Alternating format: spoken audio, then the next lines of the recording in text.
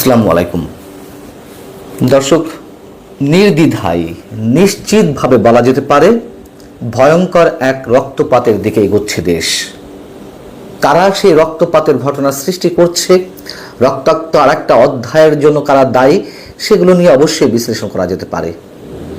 আপনারা নিশ্চয়ই এর মধ্যে শুনেছেন জাতীয় নাগরিক পার্টি এনসিপির অন্যতম শীর্ষ নেতা হাসনাত আবদুল্লাহর উপরে গাজীপুরে হামলা হয়েছে। তার গাড়ি বহরে 10 থেকে 12টি মোটরসাইকেলে এসে হামলা চালায়। তিনিও খানিকটা আহত হয়েছেন এবং হামলা করার পরপরও যখন গাড়ি দ্রুত বেগে যাচ্ছিল তার পেছন একদল দুর্বৃত্ত তাড়া করে, এটা সেখানকার প্রত্যক্ষদর্শীরা জানিয়েছেন। এবং এই ঘটনার পরপরই তার যারা সহযোদ্ধা আব্দুল হান্নান মাসুদ কিংবা সার্জিস আলমরা ফেসবুকে রীতিমতো উত্তেজনাকর পোস্ট দিয়েছেন, তারা সেখানে রুখে দাঁড়ানোর কথা বলেছেন এবং তাদেরকে এ কথাও বলতে শোনা গেছে অনেকের মুখে যে আজ রাতের মধ্যেই এই হামলাকারীদের না ধরা হলে গাজীপুর অচল করে দেওয়া হবে। এখন বিষয় হচ্ছে যে এই হামলাটি আসলে করলো কারা? যেই করুক অবশ্যই আমরা নিন্দা জানাই। আমরা এই ধরনের রাজনীতি চাইনি অন্তত 5 আগস্টের পরে, অথবা 5 আগস্টের পরে যারা গণঅভ্যুত্থানে অংশ নিয়েছিলেন সাধারণ মানুষ থেকে আর যারা ছিলেন তারা কেউ এটি চায়নি। তাহলে এই পরিবেশের সৃষ্টি করছে কারা? হাসনাত আবদুল্লাহ কিংবা সার্জিস আলমরা এর আগেও কয়েক দফায় হামলার শিকার হয়েছেন। সেক্ষেত্রে কেউ কেউ বলার চেষ্টা করেছেন যে এগুলো নাটক, সাজানো নাটক। আবার সত্যি সত্যি তাদের বিরোধীরা এটি করতেও পারে। এনসিপি নেতারা বলছেন যে এটি ছাত্রলীগের সন্ত্রাসীরা করেছে। যেহেতু আওয়ামী লীগ নিষিদ্ধের বিষয়ে এখন এনসিপি বরাবরের মতন এবার আবারও জ্বলে উঠেছে, তারা যেভাবে হোক নিষিদ্ধ করবে, সেই জায়গার প্রতিহিংসা থেকে ছাত্রলীগ এটা করেছে। আচ্ছা, ছাত্রলীগ কি শুধু এটা করতে পারে বা আওয়ামী লীগ করতে পারে? আমরা তো দেখছি করতে পারে না, আমি সে কথা বলছি না, কিন্তু আমরা তো ছাত্র দলের সঙ্গেও এনসিপি নেতাদের সংঘর্ষের বিষয়গুলো আমরা দেখছি। আমরা তো দেখলাম ঢাকা বিশ্ববিদ্যালয়ের যখন 7 কলেজ নিয়ে আন্দোলন চলছিল, সেই 7 কলেজের শিক্ষার্থীরা যখন ঢাকা বিশ্ববিদ্যালয়ে ডেমনস্ট্রেশন করছিল তখনও সার্জিস আলমরা হামলার শিকার হয়েছেন। হাসনাত আবদুল্লাহর উপরে হামলা হয়েছে। নর্থ সাউথ বিশ্ববিদ্যালয়ে সার্জিস আলম হামলা শিকার হয়েছে। জামায়াতের সঙ্গে আমরা মুখোমুখি অবস্থান দেখছি এনসিপি নেতাদেরকে কখনো কখনো। অতএব ঢালাওভাবে নিশ্চয়ই আমরা এককভাবে কারোর প্রতি দায় চাপাতে পারি না, তবে হামলা হয়েছে এটা তো বাস্তবতা।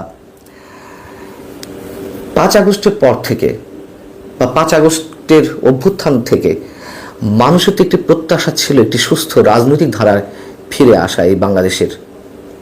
সেটি তো হয়নি। কেন হয়নি? কারা শুরু করছে?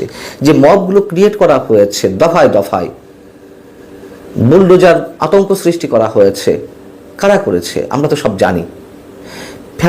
ফ্যাসিবাদ বলে দিনের পর দিন যে উত্তেজনা সৃষ্টি করা হচ্ছে, প্রতিহিংসার রাজনীতি ভয়ঙ্কর আকারে সৃষ্টি হয়েছে।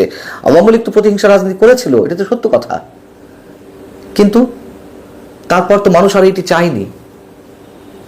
সেই জায়গা থেকে প্রতিহিংসার রাজনীতি আরো বেশি চরমভাবে বাংলাদেশে জেগে বসেছে। আওয়ামী লীগকে নিষিদ্ধ করতে হবে। আওয়ামী লীগকে নিষিদ্ধ করা কিংবা আওয়ামী লীগ বিরোধিতাই এখন জাতীয় নাগরিক পার্টির একমাত্র পুঁজি। তাদের সামনে অন্য কোনো লক্ষ্য বা আদর্শ নিয়ে এটা স্পষ্টভাবে বলতে চাই। এই যে আওয়ামী লীগকে নিষিদ্ধ করতে হবে তা নিয়ে যেমন একটা উত্তেজনা কাজ করে, আমি সে কথা বাদ দিলাম। নির্বাচন প্রলম্বিত করার জন্য সরকারের পক্ষ থেকে এবং সরকারের কিংস পার্টি, এটা তো এখন ওপেন সিক্রেট, এটা নতুন করে কিছু বলার নাই। এই যে ছাত্র সমন্বয়কদের দল, তারা যে টালবাহানা শুরু করেছে,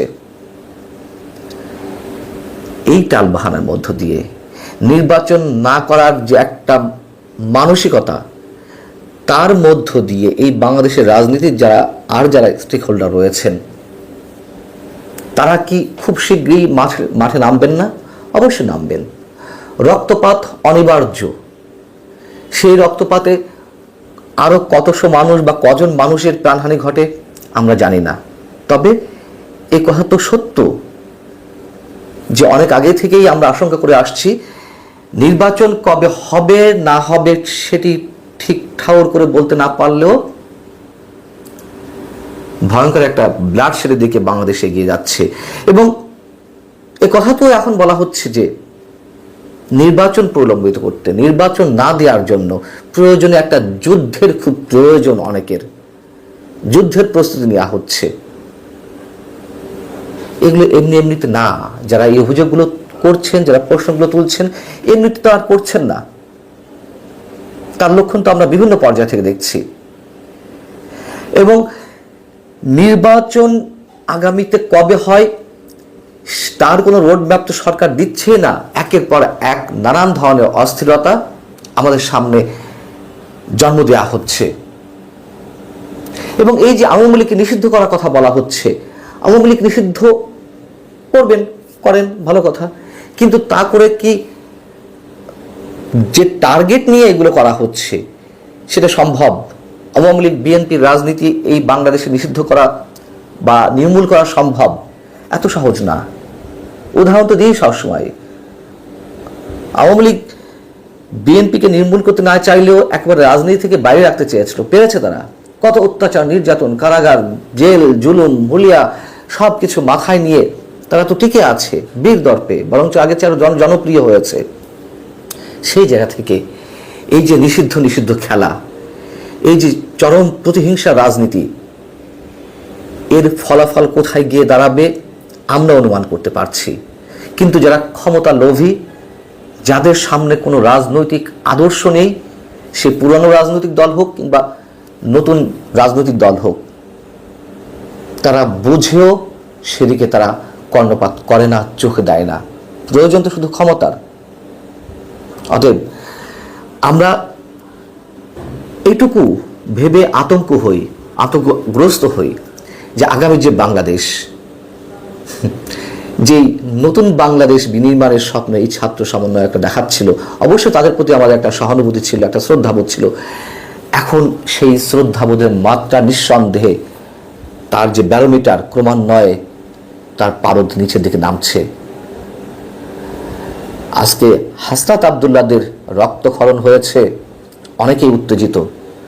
যখন মব ক্রিয়েট করে আওয়ামী লীগের অসংখ্য নেতা কর্মীদের উপর হামলা চালানো হচ্ছে, রক্তাক্ত করা হচ্ছে, বাড়িঘর জ্বালিয়ে দেওয়া হচ্ছে, তাদের কি অবস্থা? বলবেন ফ্যাসিবাদের পক্ষ নিচ্ছি না, যাদেরকে আপনারা ফ্যাসিবাদ করছেন তাদের শাসনামলের সময় আমরা এই কথাগুলো বলেছি, তারা কানে তোলেনি।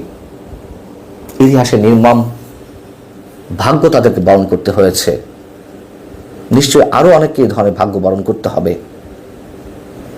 সবশেষে যারা এই হামলাটি চালিয়েছে অবশ্যই তাদের গ্রেপ্তার করা হোক, আমরা চাই। কিন্তু গ্রেপ্তারের নামে আবার ওই যে অপারেশন ডেভিল হান্ট হয়েছিল তেমন কিছু যেন না হয়। আল্লাহ হাফিজ, ভালো থাকুন সবাই।